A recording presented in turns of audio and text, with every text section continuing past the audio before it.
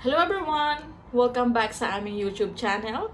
So today, ang ating video gagawin is about kung paano gumawa ng YouTube channel art gamit ng iyong mobile phone. Pwedeng iPhone, pwede rin pong Samsung, any Android or iOS phone. So sa mga hindi pa po nakakaalam, just keep on watching! So una, kailangan muna nating i-download yung dalawang apps na ating gagamitin. Una na dyan yung image resizer. Meron kasing nire-recommend na size si YouTube na kailangan sa channel art template natin. So, kailangan ma-download nyo to.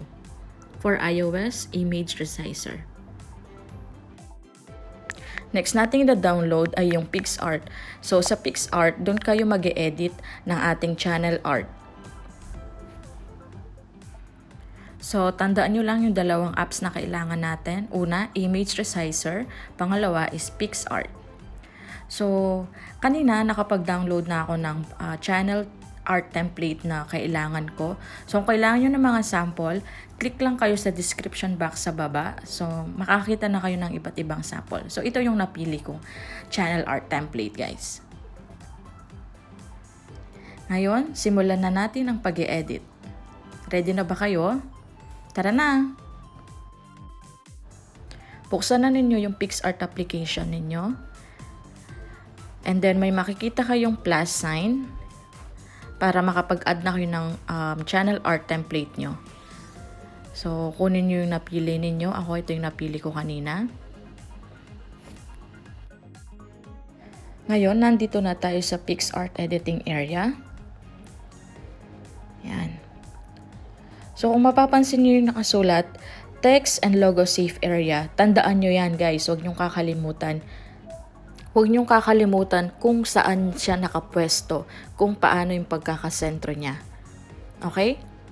Mamaya kasi ipapatong na natin dyan yung background na napili ninyo. So, ngayon, i-crop muna natin ang channel art template natin. So, hanapin nyo lang yung YouTube na pagkakakrop niya. So, click nyo yung YouTube. So, mapapansin nyo, nag-resize na siya into YouTube size. And then, pwede na kayong mag-insert ng photo or add photo. Ito yung sinasabi ko na background na napili ninyo. So, ayun yung napili ko kanina. Ngayon, yung pulang yan, kailangan nyo lang siyang i-size kamukha ng white background na nakikita ninyo. So, ayan. Adjust lang natin siya. Hindi lang natin siya ma-adjust. And then sa other side. So, kapag okay na yung pagkaka-adjust ninyo, check nyo lang mabuti. And then, balikan ninyo yung white background na nasa likod niya, tsaka yung text. Next, punta naman tayo ngayon sa pag-add ng text. Insert nyo na yung text na gusto ninyo. The Australia's TV. Meron pa kayong iba't ibang pagpipilian ng font, colors, mga shades. Sa tools nyo makikita yon. So, ayan. Isentro nyo lang siya guys. Tulad ng sinabi ko kanina, kung paano ninyo or paano nakasulat yung sa background kanina na text and logo safe area, ganun din siya. So, ayan, pili lang din kayo ng mga font style ninyo.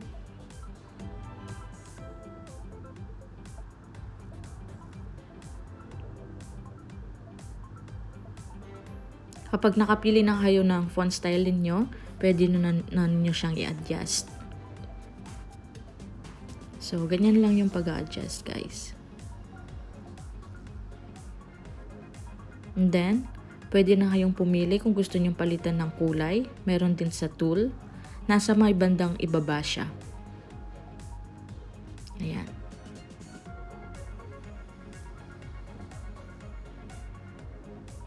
Pwede nyong dagdagan yung pagkaka-dark niya or pwede nyong bawasan yung pagkaka-dark niya.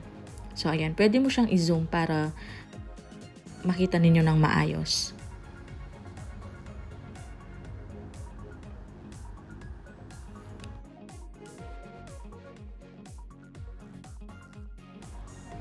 Kapag okay na yung pagkaka-edit ninyo, pwede na nating i-save. So, save nyo lang sa gallery or photo ninyo. Just download photo. Next, open na ninyo yung resizer image app natin. Then, may makikita kayong plus sign sa left side. Doon nyo na i-insert yung PixArt na na-edit nyo kanina. So, ayan yung na-edit natin kanina. Insert nyo lang siya. And then, i-resize nyo na. May makita kayong resize sa baba. Touch nyo lang yon. And then, automatic, ayan na yung size mismo na nare-recommend ni YouTube para sa ating channel art template.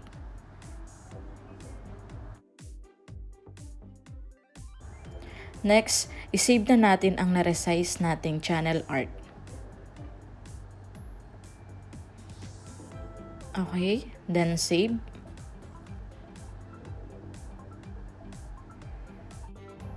Next na ating gagawin kung paano natin i-upload yung channel art na nagawa natin sa inyong YouTube account. Pwede kayong mag-login ng inyong YouTube account gamit ang Chrome, Safari, or Opera. Yung gagamitin kong pag-login sa YouTube ko is yung Chrome.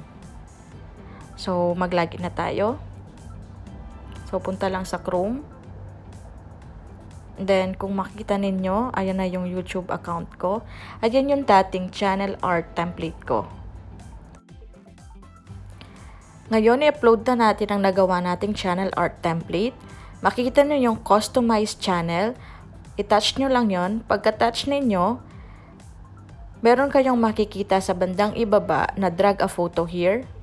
Touch nyo lang yon para i-select ninyo yung nagawa ninyong channel art. Ayan. Then, piliin na ninyo yung channel art ninyo.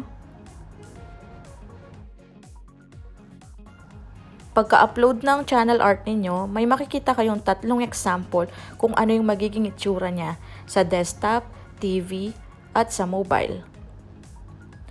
Kapag okay ng lahat sa inyo, i-save na natin ito.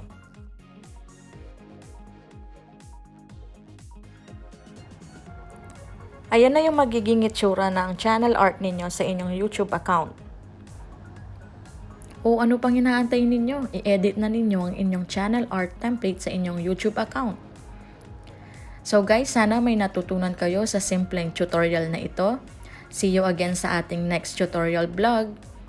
At huwag kakalimutan ang